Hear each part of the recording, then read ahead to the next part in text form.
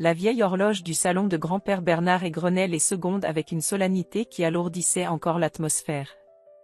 C'était la veille de Noël, une soirée qui, dans les souvenirs d'enfance de Marie, aurait dû scintiller de joie et de lumière. Mais chez son père, la tradition se résumait à une réunion glaciale, un devoir familial plus qu'une célébration.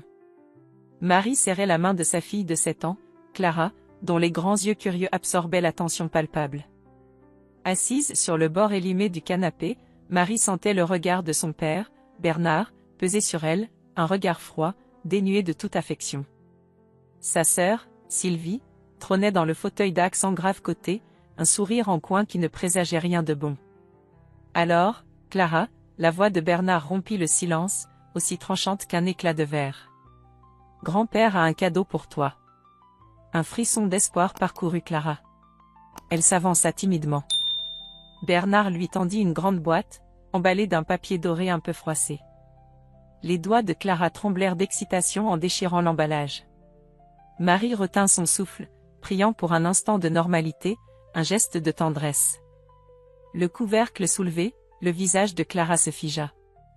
La boîte était vide. Totalement, absolument vide. Une seconde de silence s'installa, si lourd qu'il en devenait suffocant. Puis, l'esclaffement sec de Bernard retentit. Les enfants dans son genre ne devraient rien attendre de la vie. Juste le vide. Sylvie ajouta, sa voix sifflante comme un venin, exactement comme sa mère, une bonne à rien qui n'a jamais rien eu et ne méritait rien. Les mots, cruels et précis, frappèrent Marie en plein cœur. Elle vit les épaules de Clara s'affaisser, la lueur dans ses yeux s'éteindre pour laisser place à une brume de larmes. L'envie de hurler, de prendre sa fille et de fuir cet endroit maudit la submergea. Elle ouvrit la bouche pour protester, pour défendre son enfant, mais une petite main se posa sur la sienne. Clara, le menton tremblant, releva la tête. Ses yeux, encore humides, fixèrent son grand-père avec une étrange détermination. D'une voix douce, à peine un murmure mais qui résonna dans le silence hostile, elle dit, « Moi aussi, j'ai apporté quelque chose pour toi, grand-papa. » La surprise figea les rictus sur les visages de Bernard et Sylvie. Marie elle-même en fut décontenancée. Clara fouilla dans la petite poche de sa robe et en sortit un minuscule paquet, enveloppé avec soin dans un morceau de papier de soie retenu par un ruban de laine colorée. Il était si petit qu'il tenait dans la paume de sa main d'enfant. Avec une dignité qui contrastait cruellement avec l'humiliation qu'elle venait de subir, Clara s'approcha de son grand-père et lui tendit son présent. « C'est pour toi. » Bernard la regarda, un air de suspicion et de dédain flottant encore sur ses traits. Il hésita, puis, avec un haussement d'épaules lasses, comme s'il se prêtait à une nouvelle mascarade, il prit le petit paquet. Ses gros doigts semblaient maladroits en défaisant le nœud enfantin. Il ouvrit le papier de soie. Ce que Marie vit ensuite la glaça d'effroi. Le visage de Bernard perdit toute couleur, devenant d'une pâleur cadavérique. Ses yeux s'écarquillèrent, fixant l'objet minuscule dans sa main comme s'il avait vu un fantôme. Une stupeur muette, mêlée d'une terreur indicible, s'empara de lui. Sa mâchoire se contracta, sa respiration devint sifflante. Il sembla sur le point de s'effondrer, sa main tremblant si fort que Marie craignit qu'il ne laisse tomber ce mystérieux objet. Un silence de mort s'abattit sur le salon. Même Sylvie semblait avoir perdu son arrogance, observant son père avec une inquiétude non dissimulée. Qu'est-ce que c'était? Qu'est-ce que sa petite Clara avait bien pu donner à cet homme pour provoquer une telle tempête d'émotions sur son visage habituellement impénétrable? Le cœur de Marie battait à tout rompre, un mélange d'angoisse et d'une curiosité presque insoutenable. Le vide de la boîte offerte par Bernard semblait soudain bien dérisoire face au pouvoir contenu dans le don silencieux de sa fille. La soirée venait de prendre une tournure que personne n'aurait pu imaginer. Le silence qui suivit la réaction de Bernard fut presque plus assourdissant que ses paroles cruelles. Blême, les mains toujours tremblantes, il balbutia quelque chose d'inintelligible, une vague excuse à propos d'un malaise soudain, avant de tourner les talons et de disparaître dans son bureau, claquant la porte derrière lui. Le petit objet, quel qu'il fût, était resté dans sa main crispée. Sylvie, après un instant de flottement, tenta de reprendre le contrôle. « Mon père est fatigué, c'est tout », lança-t-elle d'une voix faussement assurée, bien que son regard trahît une pointe d'inquiétude. « Quant à toi, Clara, Tes jeux sont de moins en moins drôles. Offrir des bêtises pareilles, vraiment. Elle foudroya Marie du regard, comme pour la tenir responsable de cette nouvelle perturbation. Marie ne répondit pas. Elle attira Clara contre elle, la sentant encore frissonner. Le reste de la soirée fut une parodie de réveillon, les conversations forcées, les sourires grimaçants. Desquels le plus décemment, Marie prétexta la fatigue de Clara pour s'éclipser, quittant cette maison où chaque recoin semblait suinter l'amertume. Dans la voiture qui les ramenait vers leur petit appartement, l'image du visage décomposé de son père tournait en boucle dans l'esprit de Marie. Elle avait grandi avec ses critiques, ses silences méprisants, l'étiquette infamante de « bonne à rien » que Sylvie se plaisait à lui rappeler. Mais jamais, au grand jamais, elle n'avait vu une telle expression sur son visage, un mélange de terreur brute et d'une douleur si ancienne qu'elle semblait venir d'outre-tombe.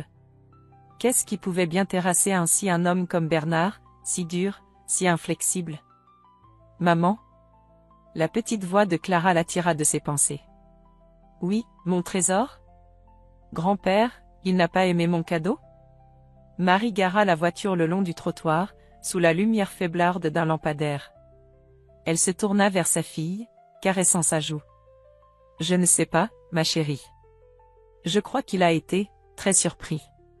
Dis-moi, ce petit paquet, qu'est-ce que c'était exactement? Et où l'as-tu trouvé? Clara baissa les yeux sur ses genoux. C'était dans la boîte à secret de grand-maman, celle avec les jolies fleurs peintes. Je l'ai trouvée en cherchant des décorations de Noël dans le grenier, la semaine dernière. Dedans, il y avait plein de choses à elle. Et puis, ça. Elle hésita. C'était une toute petite fleur séchée, pressée entre les pages d'un vieux livre de poèmes. Elle était si fragile. Je l'ai mise dans un petit médaillon en argent qui était juste à côté, un peu terni. J'ai pensé que grand-maman aurait voulu qu'il la revoie.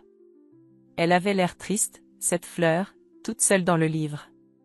Et grand-papa, parfois, il a l'air triste aussi, tout au fond, tu sais. Une fleur séchée dans un médaillon. Marie fronça les sourcils. Sa mère, emportée par la maladie quelques années plus tôt, avait toujours été une femme discrète, presque effacée face à l'autorité de Bernard. Elle n'avait jamais parlé d'un tel objet, ni d'un secret qui aurait pu y être lié. Les jours suivants, Marie tenta de reprendre le cours normal de sa vie, partagé entre son travail à temps partiel dans une librairie de quartier et les soins pour Clara. Mais l'incident la hantait. La fleur. Le médaillon. La pâleur de son père. Chaque détail s'imprimait en elle avec une acuité dérangeante. Ce fut lors d'une sortie au parc, un après-midi froid mais ensoleillé, que quelque chose brisa la monotonie de ses préoccupations.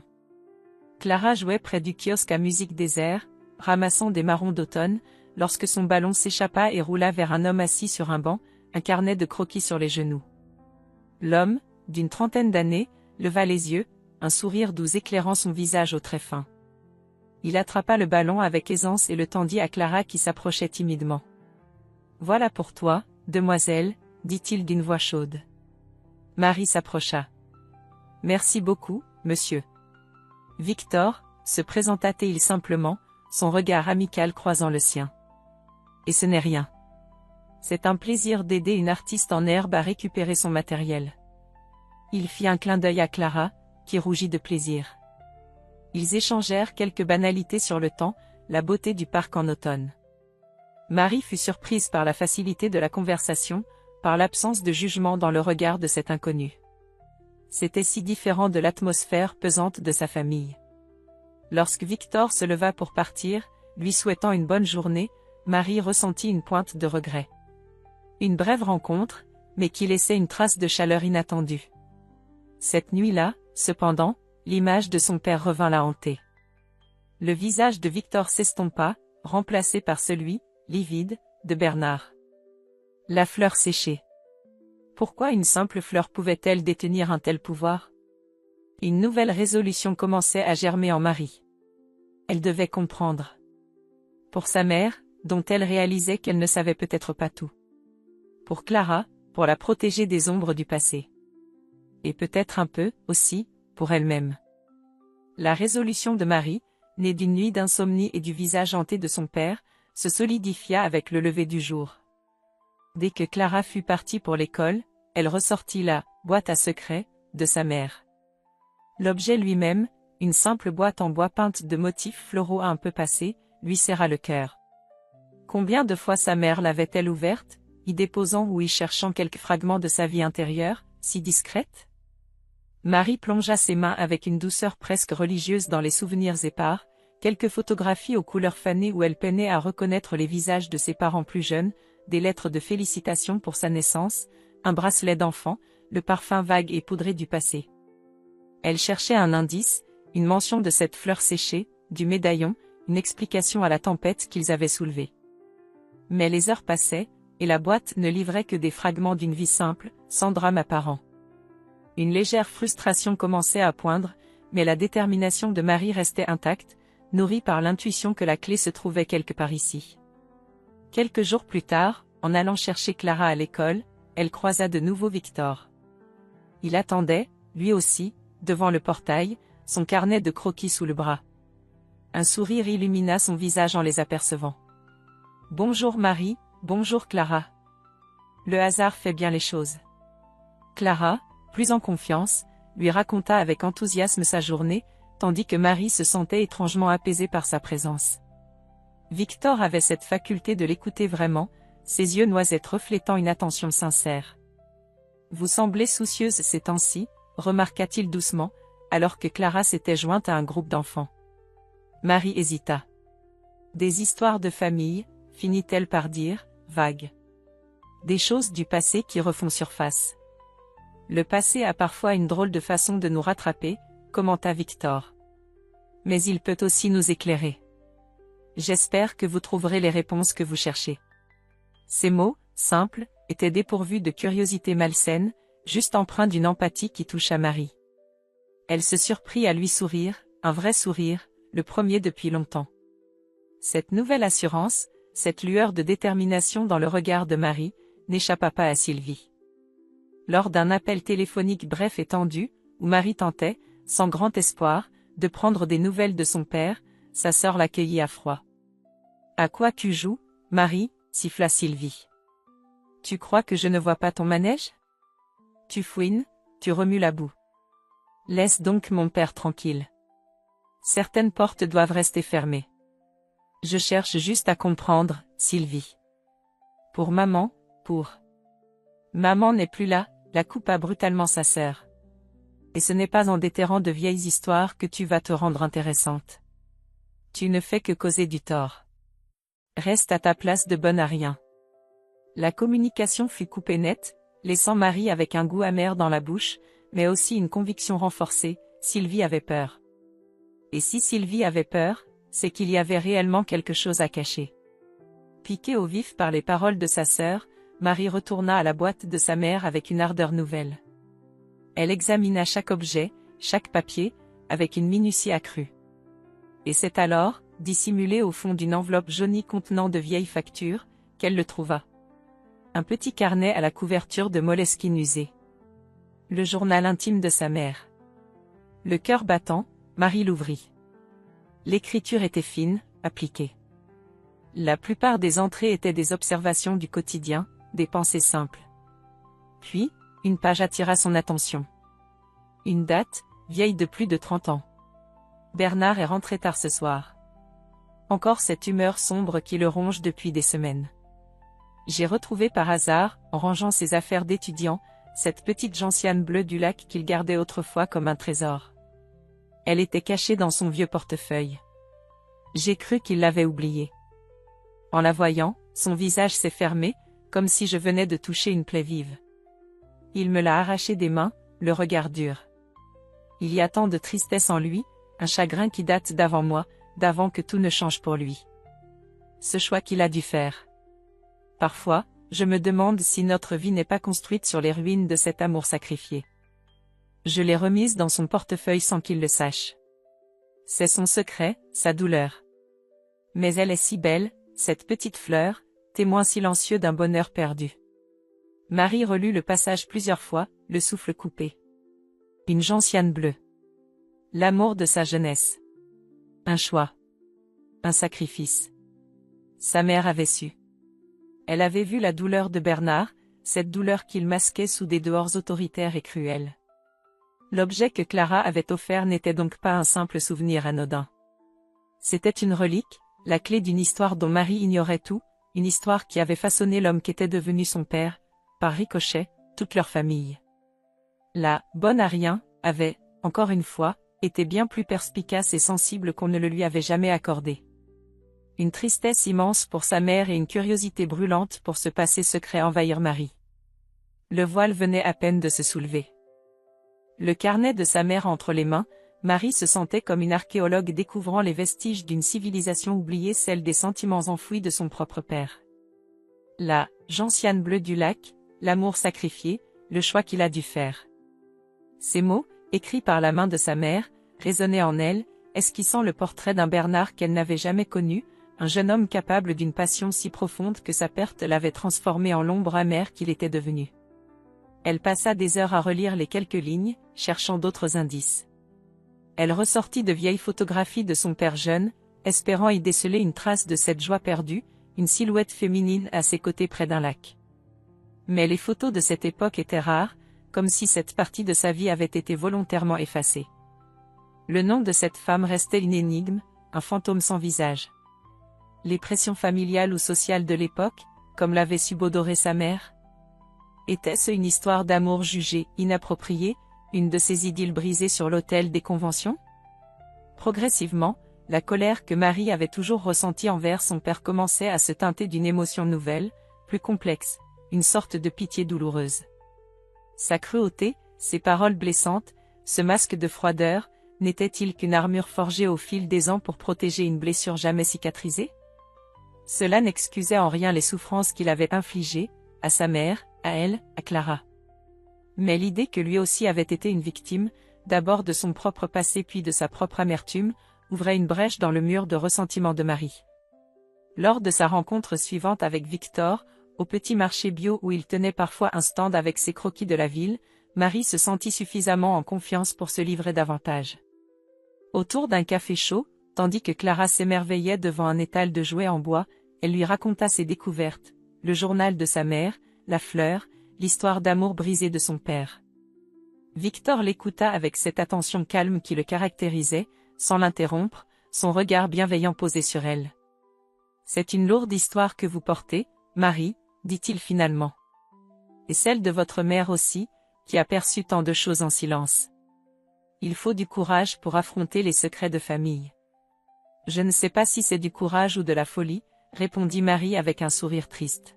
« Mais j'ai l'impression que je ne peux plus reculer. Parfois, comprendre le passé est le seul moyen de se libérer pour l'avenir, » murmura Victor. Il posa brièvement sa main sur la sienne, un geste simple, mais qui transmit une chaleur réconfortante. Marie sentit son cœur s'emballer légèrement. La complicité qui les unissait se muait doucement en quelque chose de plus tendre, de plus intime. Poussée par un besoin impérieux de connaître le nom de cette femme, Marie se replongea dans les affaires de sa mère. Dans un vieil agenda, à la page d'un été lointain, elle trouva enfin une inscription, presque effacée, anniversaire Élise L. Chamonix. Élise. Le prénom avait une consonance douce, presque musicale. Chamonix. Le lac, la montagne, la gentiane bleue. Les pièces du puzzle commençaient à s'emboîter, dessinant une géographie du cœur. Cette découverte la plaça face à un dilemme angoissant. Élise, elle, était-elle encore en vie? Si oui, devait-elle essayer de la retrouver, de la contacter? Au nom de quoi? Pour satisfaire sa propre curiosité? Pour rouvrir des blessures que le temps avait peut-être apaisées? L'idée la terrifiait autant qu'elle l'attirait. C'est alors qu'elle fit une autre découverte, plus bouleversante encore. Au fond d'une boîte à chaussures remplie de correspondances administratives, elle avisa une petite liasse de feuilles fines, retenues par un ruban délavé. Ce n'étaient pas des lettres reçues, mais des brouillons, des tentatives d'écriture de sa propre mère, adressées à « Chère Élise ». Certaines étaient raturées, d'autres inachevées. La plus aboutie, jamais envoyée, la laissa sans voix. « Chère Élise, vous ne me connaissez pas, ou peut-être seulement de nom. Je suis l'épouse de Bernard. Je vous écris aujourd'hui, après tant d'années de silence, parce que je crois savoir la peine qui fut la vôtre, et qui est encore, je le crains, la sienne. Je ne cherche pas à excuser ce qui a pu se passer, ni à diminuer votre chagrin.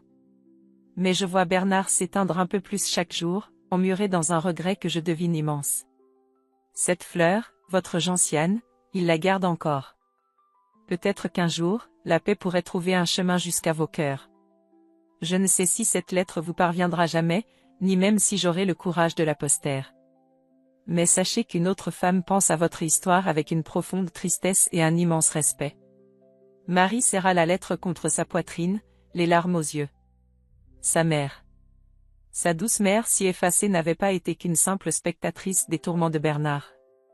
Elle avait su, elle avait compris, et dans le secret de son cœur, elle avait tenté un geste de compassion, une main tendue par-delà les années et la douleur. La « bonne à rien » avait eu l'étoffe d'une héroïne silencieuse, cherchant à réparer ce que son mari avait brisé. Cette révélation acheva de transformer le regard de Marie sur son passé. La question de retrouver Élise ne relevait plus seulement de la curiosité, elle devenait un écho au souhait inavoué de sa propre mère. La lettre inachevée de sa mère entre les mains, Marie sentit une force nouvelle l'envahir. Ce n'était plus seulement sa quête, mais aussi un écho au désir de paix de sa mère. Avec le soutien silencieux mais indéfectible de Victor, qui l'encouragea d'un simple « faites ce que votre cœur vous dit juste », elle prit sa décision. Elle devait retrouver Élise de Chamonix. Les premières recherches furent fastidieuses. Les annuaires en ligne, les réseaux sociaux sous ce nom ne donnaient rien de concluant dans la région de Chamonix qui correspondent à une femme ayant eu la vingtaine plus de 30 ans auparavant.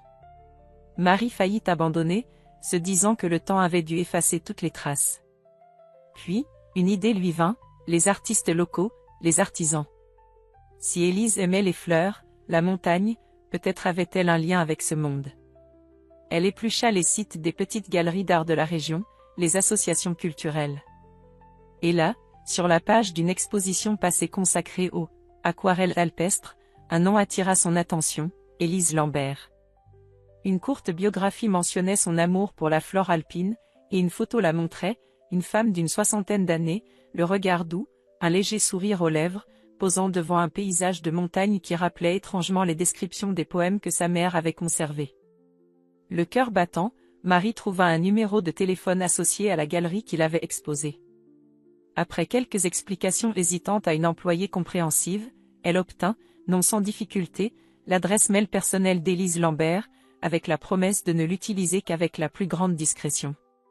Son message fut simple, expliquant qui elle était, mentionnant brièvement la gentiane bleue et le souhait de comprendre une histoire qui avait marqué sa famille.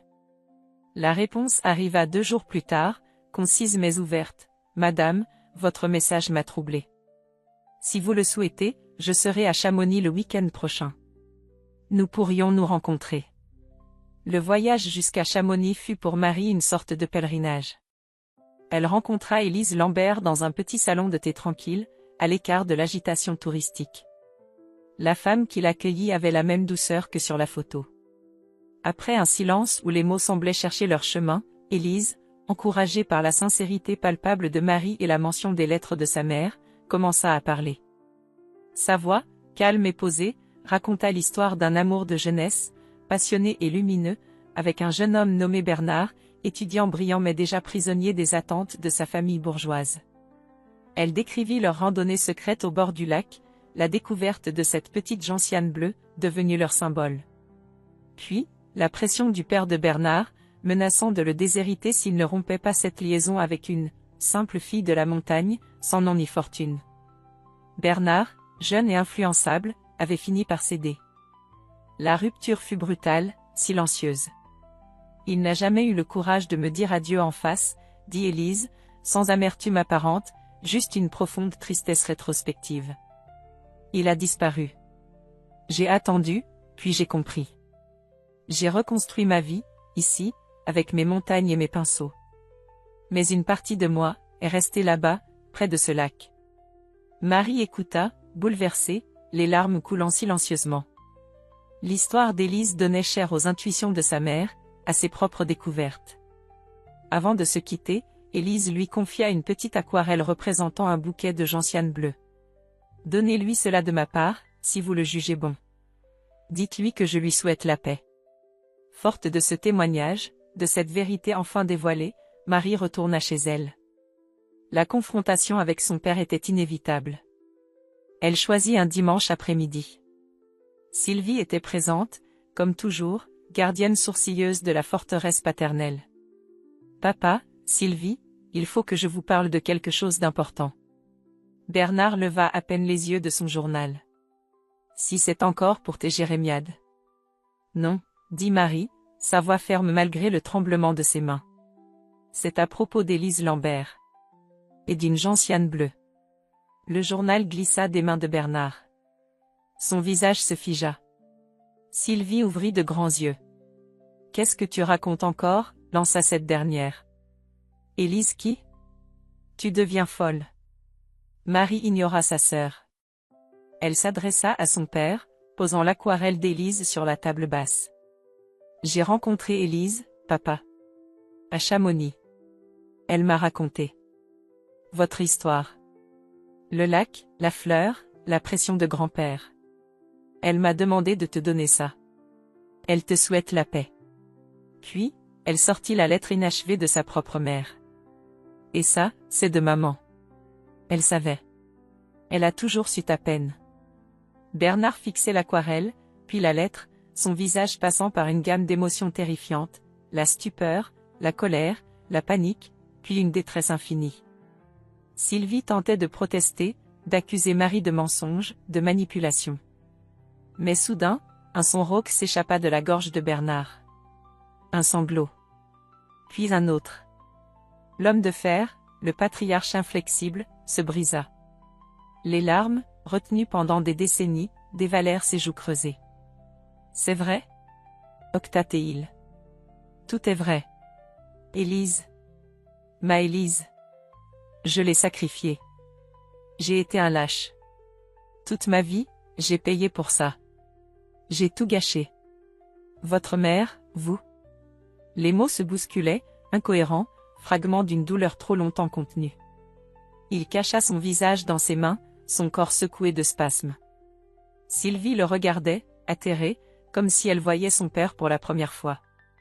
À cet instant, Clara, qui avait entendu les éclats de voix et s'était approchée sans bruit, entra dans le salon. Voyant son grand-père ainsi effondré, elle s'approcha de lui, hésitante, et posa sa petite main sur son bras. « Grand-papa ? Tu pleures ?» Bernard leva vers elle un visage dévasté. Le geste innocent de l'enfant qui avait tout déclenché semblait être le seul point de repère dans sa tempête intérieure.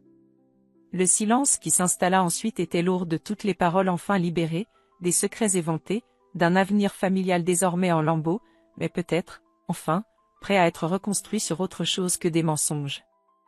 Le silence qui tomba sur le salon après les aveux de Bernard était d'une densité presque irréelle.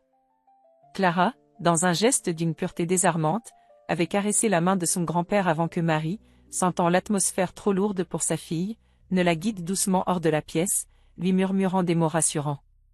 Derrière elle, Bernard restait affalé sur son fauteuil, un homme brisé, le visage baigné de larmes. Sylvie, elle, était figée, le teint cireux, comme si le sol s'était dérobé sous ses pieds. Le monde tel qu'elle l'avait toujours connu, avec ses certitudes et ses rôles bien définis, venait de voler en éclats. Sans un mot, elle finit par se lever et quitta la pièce, laissant son père seul avec ses fantômes enfin libérés. Les jours qui suivirent furent étranges, empreints d'une sorte de flottement. Marie se sentait vidée, mais aussi, paradoxalement, plus légère. Une immense tristesse la submergeait en pensant à toutes ces années gâchées, à la douleur silencieuse de sa mère, au bonheur volé d'Élise et du jeune homme qu'avait été son père. Mais la colère, cette vieille compagne corrosive, commençait à se dissiper. Elle comprenait maintenant que le mépris de son père, cette étiquette de « bonne à rien » qu'il avait tant marqué, n'avait jamais été réellement à son sujet. C'était le reflet de sa propre détresse, de son incapacité à surmonter une blessure ancienne qu'il avait laissé s'infecter jusqu'à empoisonner tous ceux qui l'entouraient. Cette prise de conscience ne l'excusait pas, mais elle ouvrait la voie à un possible lâcher-prise, à une forme de paix intérieure que Marie n'avait jamais osé espérer. Elle se concentra sur Clara, s'efforçant de lui offrir un quotidien doux et sécurisant, un cocon d'amour à l'abri des séismes émotionnels des adultes. Bernard, lui, était l'ombre de l'homme qu'il avait été. Les premières semaines, il resta reclus, silencieux. Puis, timidement, il commença à manifester des signes d'un changement fragile. Un appel téléphonique à Marie, sa voix hésitante, juste pour prendre des nouvelles. Un jour, alors que Marie était passée brièvement chez lui pour récupérer des affaires oubliées par Clara, il lui avait tendu un petit livre d'images. Pour Clara, avait-il bredouillé, sans la regarder directement. Elle aime les histoires d'animaux, n'est-ce pas? Ce n'étaient pas encore des excuses, loin de là, mais ses gestes maladroits, ses questions timides sur sa petite fille, sonnaient comme les premières notes d'une mélodie nouvelle et incertaine. Le tyran avait déposé les armes, restait un vieil homme fatigué, portant le poids de ses regrets. Dans ce tumulte, Victor fut pour Marie un phare. Il l'écouta longuement, sans jugement, lui offrant le réconfort de sa présence solide et de ses mots justes. Il admira son courage, sa quête de vérité qui, bien que douloureuse, avait permis de crever l'abcès. Leur relation, nourrie par ces épreuves partagées, s'approfondit. Les moments passés ensemble étaient des bulles d'oxygène, des instants de tendresse et de complicité où ils pouvaient parler de tout, et surtout d'avenir. Un avenir qu'ils commençaient à envisager sérieusement ensemble, un foyer bâti sur l'honnêteté, le respect mutuel, et cet amour paisible et fort qui s'était installé entre eux. Sylvie, de son côté, vivait des heures difficiles. Les révélations sur son père, sur le passé familial, avaient ébranlé toutes ses convictions. Elle qui s'était toujours vue comme la gardienne de l'ordre, la fille loyale, découvrait que l'édifice qu'elle protégeait reposait sur des fondations minées par le mensonge et la souffrance. Marie la croisa un après-midi au supermarché. Sylvie parut d'abord vouloir l'éviter, puis, s'arrêtant, elle la dévisagea avec une expression indéchiffrable. « Papa, il n'est plus le même », lâcha-t-elle, presque à contre-cœur. Il parle d'Élise parfois. Il a ressorti ses vieux livres de poésie. Il n'y avait plus d'agressivité dans sa voix, juste une sorte de désarroi, de fatigue. Elle ne demanda rien, ne proposa rien, mais pour la première fois, Marie ne sentit plus de mur entre elles, seulement un vide à combler, ou peut-être, accepter. Le chemin de Sylvie serait sans doute long, semé d'embûches, mais la porte vers un changement n'était plus totalement verrouillée. Ainsi, sur les braises encore chaudes d'un passé douloureux, de nouvelles dynamiques commençaient à s'installer. Fragiles, incertaines, mais porteuses d'un espoir ténu. La guérison serait un processus lent, mais l'aube d'une ère nouvelle semblait enfin poindre pour la famille de Marie. Un an avait glissé sur le fil du temps, emportant avec lui les débris les plus tranchants du passé. Le printemps déployait ses couleurs tendres sur la ville, et avec lui, une nouvelle saison s'était ouverte dans la vie de Marie. La jeune femme hésitante, marquée au fer rouge par le jugement familial, avait laissé place à une Marie plus sereine, le regard clair. Elle avait trouvé sa voie, non pas dans un éclat spectaculaire, mais dans la douce mélodie du quotidien reconstruit. Son travail à la librairie s'était épanoui, elle animait désormais un petit club de lecture pour enfants, partageant sa passion avec une joie communicative. Clara, sa petite fille aux yeux pétillants, grandissait dans un cocon d'amour et de rire, les ombres d'antan n'étant plus qu'un lointain écho. Marie et Victor filaient le parfait amour, leur complicité s'étant muée en un engagement profond, leur appartement modeste vibrant de projets et de tendresse partagée. Bernard, lui aussi, avait parcouru un chemin considérable. L'homme brisé par ses aveux s'était lentement relevé, non pas pour redevenir le patriarche autoritaire, mais pour apprendre à être grand-père, et peut-être, enfin, père. Ses gestes étaient encore parfois empreints d'une timidité touchante, mais sa sincérité était palpable. On le voyait souvent dans le petit jardin qu'il avait aménagé derrière sa maison là où autrefois ne régnaient que des allées austères, s'occuper avec Clara d'un carré de gentiane bleue, importé spécialement de Chamonix. Il lui racontait des histoires, non plus de sa grandeur passée, mais des montagnes, des fleurs, et parfois, d'une voix où perlait encore l'émotion, d'une jeune femme nommée Élise qui peignait des aquarelles magnifiques. Il avait écrit à Élise, une longue lettre où les mots « pardon » et « regret » revenaient comme un leitmotiv. Elle lui avait répondu simplement, lui envoyant une photo de son dernier tableau, un lac paisible sous un ciel d'été. La paix, à défaut du bonheur perdu, avait trouvé son chemin. Quant à Sylvie, le miroir brisé de ses certitudes l'avait contrainte à un douloureux examen de conscience. Les premiers mois avaient été difficiles, marqués par le repli et une certaine rancœur. Puis, imperceptiblement, quelque chose avait cédé. Un après-midi, elle avait appelé Marie, prétextant une question anodine. La conversation, d'abord hésitante, s'était prolongée. Pour la première fois, elles s'étaient parlé sans masque, sans reproche, évoquant leur enfance, leurs blessures respectives. Sylvie n'était pas devenue un modèle d'effusion, mais l'acidité avait disparu de sa voix, remplacée par une fragilité qui la rendait plus humaine. Elle avait même offert à Clara, pour son anniversaire, un livre sur les étoiles, se souvenant d'une passion d'enfance de sa nièce. Un petit pas, mais immense à l'échelle de leur histoire. Ce dimanche de mai, le soleil inondait le parc où Marie et Victor s'étaient rencontrés pour la première fois. Une nappe était étendue sur l'herbe tendre. Autour, une petite assemblée, Marie, Victor, leurs mains enlacées, Clara qui tressait une couronne de pâquerettes. Bernard était là, assis sur un pliant, un léger sourire aux lèvres en regardant sa petite fille. Même Sylvie avait accepté l'invitation, apportant une tarte aux pommes un peu trop cuite, mais offerte avec une sincérité désarmante. Clara, sa couronne achevée, courut vers son grand-père. Mais au lieu de la lui poser sur la tête, elle sortit de sa poche un petit dessin aux couleurs vives. On y voyait des personnages souriant sous un grand soleil, elle, sa maman, Victor, son grand-père et même sa tante Sylvie, tous tenant des fleurs. « C'est pour toi, grand-papa », dit-elle d'une voix claire. « C'est nous, maintenant. » Bernard prit le dessin, ses mains tremblantes. Ses yeux s'emplirent de larmes, mais cette fois, elles étaient douces, des larmes de gratitude qui lavaient les dernières traces d'amertume. Il serra Clara contre lui. « C'est le plus beau cadeau que j'ai jamais reçu, mon trésor. » Marie regarda la scène, le cœur débordant d'une émotion pure. Elle croisa le regard de Victor, si plein d'amour et de compréhension. Elle pensa à sa mère, à Élise, à ces femmes dont la force silencieuse et les douleurs cachées avaient, sans le savoir, tissé les fils de cette guérison collective. La boîte vide, ce cadeau cruel qui avait tout déclenché, lui revint en mémoire. Ce vide avait été nécessaire, finalement. Un vide qui avait permis de faire place nette, de déterrer les secrets pour y planter les graines d'un amour plus authentique, plus résilient. Le rire de Clara fusa, cristallin, tandis qu'elle essayait de faire tenir sa couronne de fleurs sur la tête de Victor. Le soleil déclinait doucement, baignant la scène d'une lumière dorée, presque irréelle. Marie serra la main de Victor. L'héritage de sa famille n'était plus une chaîne de souffrances transmises, mais une toile d'amour patiemment retissée, fil après fil. Et dans le silence apaisé de cet instant parfait, elle sut, avec une certitude absolue, que le plus beau chapitre de leur histoire ne faisait que commencer. La vie, enfin, leur offrait une page blanche, pleine de promesses et de lumière.